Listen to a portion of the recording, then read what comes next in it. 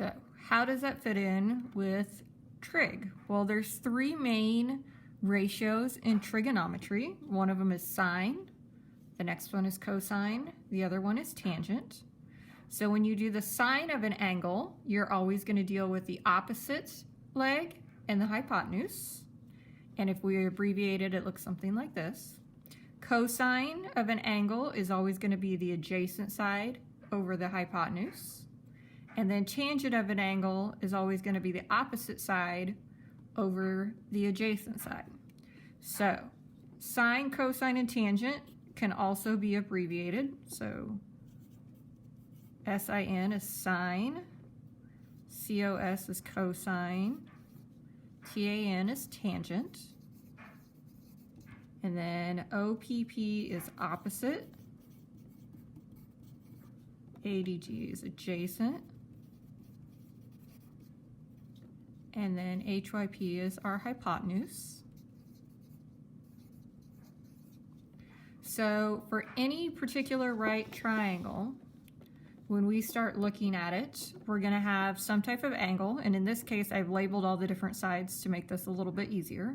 So if I wanted to find the sine of 55, although I could plug it in my calculator, I need to apply it to a specific triangle. So on this one, if this is our main angle, we need to label our sides. So we have opposite, adjacent, and our hypotenuse. So remember, sine is always opposite over hypotenuse. So in this case, we're going to get 51 over 63. Sometimes you can reduce the fraction. So if they ask for an exact answer, they might be looking for this fraction. Sometimes they'll want the decimal version of this. So if we actually take 51 divided by 63, we can get the decimal version of this.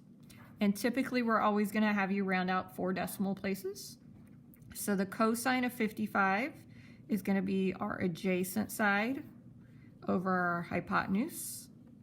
So same thing here. Sometimes we can easily reduce this. So like I can easily recognize that 9 goes into each of these. So I could reduce this easily to 4 over 7. And I can also divide those to find the decimal equivalent. And then the same thing with the tangent of 55 degrees. Tangent is always opposite over adjacent. And same thing here, we could easily reduce this, or they might just be looking for the decimal version.